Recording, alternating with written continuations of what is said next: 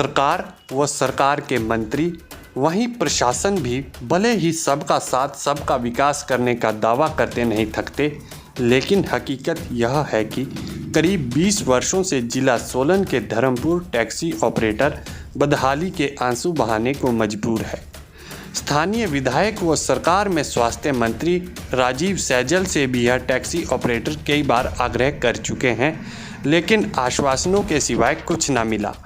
बारिश हो या फिर सर्दी, गर्मी हो या फिर बर्फबारी, यह टैक्सी ऑपरेटर बांस की बनी झुंगी में रहने को मजबूर है। यह हालत है कैबिनेट मंत्री के गृह क्षेत्र का। इन्हें मंत्री जी से आस थी, लेकिन अब चुनावों का समय नज़दीक आने वाला है, वह आस भी धूमिल होती नज़र आ रही है। मां मनसा माता टैक्सी यूनियन के करीब 100 टैक्सी ऑपरेटर अपनी बदहाली के आंसू बहाने को मजबूर है। हमारे जिला संवाददाता से बात करते हुए मां मनसा माता टैक्सी यूनियन धर्मपुर के पदाधिकारियों ने बतलाया कि उन्होंने स्थानीय विधायक व सरकार में मंत्री को कई बार आग्रह किया, लेकिन उन्हें कोरे आश्वासनों के सिवाय कुछ न मिला। उन्होंने कहा कि उन्होंने हर स्तर पर अपनी बदहाली की बात रखी, लेकिन कहीं से राहत न मिली। उन्होंने कहा कि मौसम कैसा भी हो, उन्हें यहाँ रहना पड़ता है। उन्होंने कहा, ये हमारा टैक्सी यूनियन का ऑफिस है, जिसमें हम पिछले 15-20 सालों से यहीं बैठे हुए हैं और इस विषय में हमने बार बार सरकार से और अपने मंत्री जी से भी आग्रह किया कि हमें प्रॉपर टैक्सी स्टैंड मिले और हमारा एक ऑफिस बने, लेकिन बार बार आग्रह करने पर हमें वो जैसा सरकार ने अपनी नीति स्टार्ट की थी कि सबका साथ सबका विकास, लेकिन वैसा आज तक हमें देखने को नहीं मिला है, क्योंकि ना हमारा सरकार ने साथ दिया है और ना ही हमारा विकास हुआ है। हमारी गाड़ियां आप देख रहे हैं कि 4 लेन के बिल्कुल बीच में खड़ी हैं और हमारे पास एक भी गाड़ी खड़ी करने के लिए कोई स्टैंड नहीं है।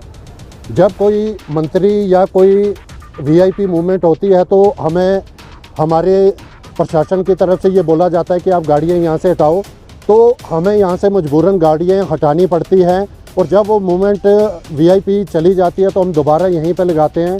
इस विषय में कई बार हमारे चालान भी हुए हैं, लेकिन हम मजबूर हैं कि हमें कहीं कोई जगह नहीं है। बार बार सरकार से आग्रह करने पर मंत्री जी को भी हमने कई बार मिले हैं, उनसे भी बार बार हमने आग्रह किया है, लेकिन वो भी हमें कह देते हैं कोई नहीं हो जाएगा। लेकिन आज तक हम ऐसी जगह पे बैठे हैं, हम खुद मजबूर हैं। कोई अगर हमारे पास सरकार की तरफ से कोई हमारी सोसाइटी के अंदर आदमी आता है तो हमें मजबूरन उन्हें यहाँ पे बैठाना पड़ता है। आप देख ही सकते हैं कि हमारी हालत कैसी है। बरसात हो, गर्मी हो, कुछ भी हो, हमें इसी झोंपड़ी के नीचे रहना पड़ता है।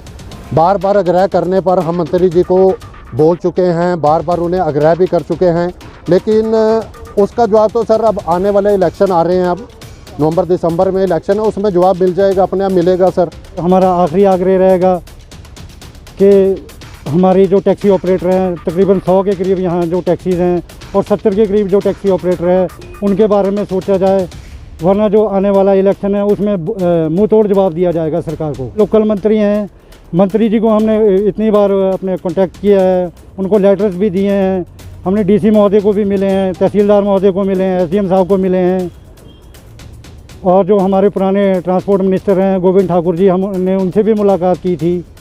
तो मुलाकात तो हमारी सबसे हो चुकी है, परंतु हमारा काम कहीं भी नहीं हुआ है आज तक। निश्चित तौर पर सबका साथ सबका विकास यदि सही मायनों में चरितार्थ होता तो इस तरह की समस्याओं से लोगों को ना जूझना पड़ता। सरकार, प्रशासन व उनके मंत्रियों को दावे करने से पहले हकीकत को देखना चाहिए।